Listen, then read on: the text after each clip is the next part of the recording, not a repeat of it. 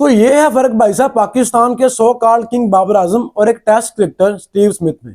जब बीबीएल में Sydney Sixers की टीम 190 रन का टारगेट चेज कर रही थी तो ओपनिंग करने आए बाबर आजम और स्टीव स्मिथ। और जब ये दोनों इकट्ठे बैटिंग कर रहे थे तो सबके दिमाग में एक ही सवाल चल रहा था कि अगर ये ज्यादा देर तक दोनों क्रीज पर मौजूद रहे, इन दोनों में से कोई एक बैटर आउट ना हुआ तो सिडनी सिक्सर्स की टीम कैसे मैच जीतेगी, क्योंकि दोनों ही एंकर प्लेयर हैं। दोनों का स्ट्राइक रेट टी20 में कोई बहुत ज्यादा स्ट्रांग नहीं है।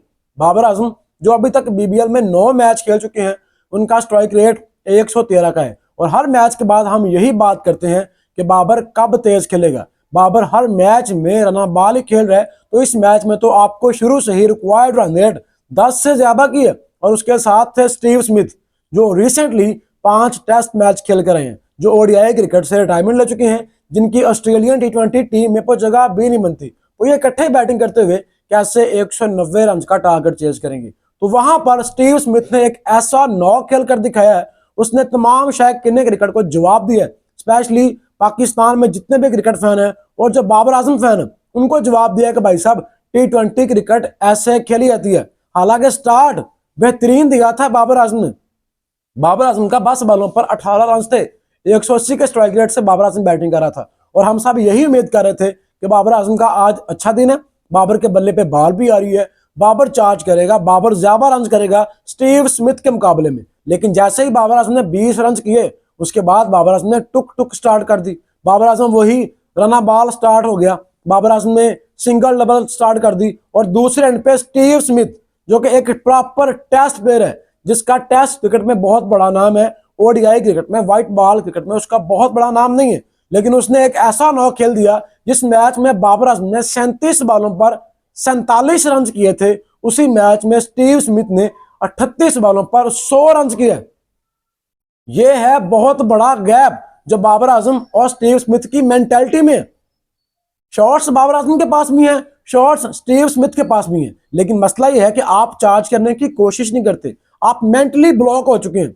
आपको अपनी विकेट की ज्यादा वैल्यू है, लेकिन टी20 क्रिकेट में आपकी विकेट से ज्यादा आपकी रिक्वायर्ड रन रेट, आप एक ओवर में कितने रन करते हैं, ये ज्यादा वैल्यू करता है। और जब 11वें ओवर की लास्ट बॉल पर बाबर आजम सिंगल के लिए गए, उस ओवर में पहली 2 बॉलों पर 2 सिंगल्स हुई, उसके बाद बाबर आजम ने 2 से 3 बॉल डॉट खेली। और जब आखिरी बॉल पर बाबर आजम सिंगल के लिए गया तो स्टीव स्मिथ ने इनकार कर दिया कि भाई साहब मैंने सिंगल नहीं करनी, मैंने अगले ओवर में पावर सर्ज में 28 से 30 रन लेने। और उससे अगले ओवर में स्टीव स्मिथ ने वो करके भी दिखाया। और जब ये पावर सर्ज का ओवर लिया गया, इससे पहले भी स्टीव स्मिथ के 27 बॉलों पर 58 रन थे, बाबर आजम के 27 बॉलों पर 37 रन थे। बहुत बड़ा गैप था, लेकिन अगले ओवर में स्टीव स्मिथ ने वो करके दिखाया जो किसी ने सोचा भी नहीं था।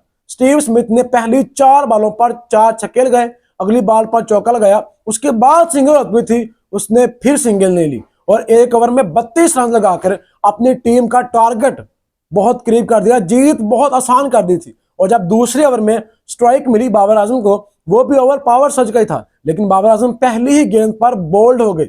अब बहुत से लोग इसके ऊपर कंट्रोवर्सी क्रिएट कर रहे हैं, बहुत सी बहस चल रही है कि स्टीव स्मिथ ने डिसरिस्पेक्ट की है बाबर आजम की, उसने सिंगल क्यों नहीं ली। तो भाई साहब स्टीव स्मिथ ने 2 बार सिंगल डिनाई किया। अगर बाबर आजम के पास इतनी कैपेबिलिटी होती, अगर वो अच्छी शॉट्स खेल रहा होता, अगर वो स्टीव स्मिथ से अच्छा और तेज खेल रहा था, तो मैं देखता कि कैसे स्टीव स्मिथ सिंगल नहीं लेता। इसमें गलती स्टीव स्मिथ की नहीं है, इसमें आप कसूरवार बीबीएल को बना तो रहे। मैं तो पाकिस्तानी फैंस और पाकिस्तान के साबका प्लेयर्स की मेंटालिटी पे हूं। बजाय आप बाबर आजम को तनकीद करें, आप उसको समझाएं, बताएं कि भाई साहब आप गलत हैं, आप स्लो खेल रहे हैं, आप बीबीएल को बुरा बोल रहे हैं, आप बीपीएल के ऊपर सवाल उठा रहे हैं, आप स्टीव स्मिथ के ऊपर क्रिटिसाइज कर रहे हैं। उसने बिल्कुल ठीक किया। जब आपको रिक्वायर्ड रन रेट ज्यादा हो, जब आपको 190 रन का टारगेट चेज करना हो, तो आप सिंगल डबल कैसे कर सकते हैं। उसी मैच में डेविड वार्नर जो ऑलरेडी रिटायर हो चुका है, जिसको हम पाकिस्तान में ओल्ड एज प्लेयर बोलते हैं, उसने 61 बॉलों पर सेंचुरी की है। मतलब उस मैच में 2 प्लेयर से सेंचुरी की है, पहले डेविड वार्नर ने और उसके बाद चेस करते हुए 38 बॉलों पर 100 रन किया है स्टीव स्मिथ ने 238 के स्ट्राइक रेट से। तो अगर ये दोनों प्लेयर्स सेंचुरी कर सकते हैं तो बाबर आजम ने 120 के स्ट्राइक रेट से बैटिंग क्यों की। अगर बाबर आजम भी 180 190 के स्ट्राइक रेट से बैटिंग कर रहा था, जिस तरह पहली 10 बॉलों पर बाबर आजम ने 18 रन बनाए थे। जिस तरह उसने पहले ही गेंद पर चौका लगाकर बता दिया था कि आज मैं बड़े रन करने वाला हूं, तो बाद में अगर बाबर आजम टुक टुक ना करता, अगर वो रना बॉल ना खेलता, तो मैं देखता कि कैसे स्टीव स्मिथ सिंगल नहीं लेता। और अगर उसने सिंगल नहीं भी ली तो उसके बाद आपको चांस मिला था। अगर उसने एक ओवर में 32 रन लगाए थे तो आपको अगले ओवर में एटलीस्ट 20-22 रन लगाकर जवाब देना चाहिए था कि भाई साहब मैं भी रन लगा सकता हूं। लेकिन आप अगली ही बॉल पर बोल्ड हुए। तो आई थिंक ये काफी है पाकिस्तान क्रिकेट फैंस को समझने के लिए कि बाबर आजम अब T20 क्रिकेट में फिट नहीं बैठता। वो जब क्रिस ग्रीन ऑपोजिट टीम का प्लेयर माइक पर था, उससे कमेंटेटर सवाल पूछ रहे थे कि आप 190 रन का टारगेट डिफेंड कर रहे हैं, आपकी क्या स्ट्रेटजी है? तो क्रिस ग्रीन के जवाब ने मुझे हैरान कर दिया। आई थिंक ये जवाब जो क्रिस ग्रीन ने दिया है, ये पाकिस्तान क्रिकेट फैन और specially Babar Azam cricket fans के लिए बहुत बड़ा जवाब है। क्रिस ग्रीन कहते हैं हमारी कोशिश होगी कि हम ज्यादा से ज्यादा स्ट्राइक बाबर आजम को दें। ये ऑपोजिट टीम बोल रही है कि बाबर आजम जितनी देर ज्यादा स्ट्राइक पर रहेगा, वो जितनी बॉलें ज्यादा खेलेगा, उतना रिक्वायर्ड रन रेट ज्यादा ऊपर जाएगा। और जब रिक्वायर्ड रन रेट ज्यादा ऊपर जाएगा तो प्रेशर बनेगा स्टीव स्मिथ के ऊपर भी, बाबर आजम के ऊपर भी और आने वाले बैटर्स के ऊपर भी। और जब ज्यादा रिक्वायर्ड रन होगा तो दोनों प्लेयर आउट होंगे और आने वाले बैटर भी चार्ज करने के चक्कर में आउट होंगे। तो हमारी कोशिश यही है कि बाबर आजम ज्यादा से ज्यादा स्ट्राइक पर रहे, वो ज्यादा से ज्यादा रना बॉल खेले, इसका फायदा हमें होगा।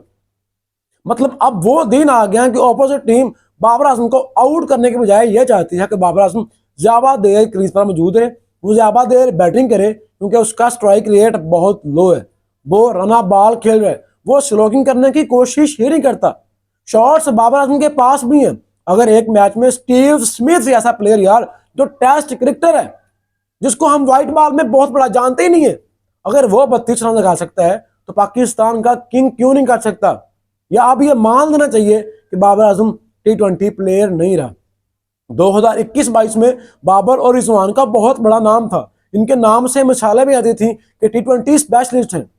ओपनिंग करते हुए बहुत बड़े बड़े रिकॉर्ड इन दोनों प्लेयर्स ने तोड़े हैं। लेकिन आज हाल ही आ गया है कि स्टीव स्मिथ सिंगल नहीं ले रहा, बाबर आजम को स्ट्राइक नहीं दे रहा और दूसरी तरफ रिजवान को रिटायर्ड आउट किया जा रहा है। तो अब ये मानने में कोई हिचकिचाहट नहीं होनी चाहिए पाकिस्तान क्रिकेट बोर्ड को भी और पाकिस्तान क्रिकेट फैंस को भी कि बाबर आजम में अब वो चमक दमक बाकी नहीं रही, अब वो T20 प्लेयर नहीं है। और आई थिंक बाबर आजम को अब रियलाइज हो जाना चाहिए। आपको जो गुस्सा आता है सिंगल ना लेने की वजह से, आप वो गुस्सा अगले ओवर में दिखा सकते थे।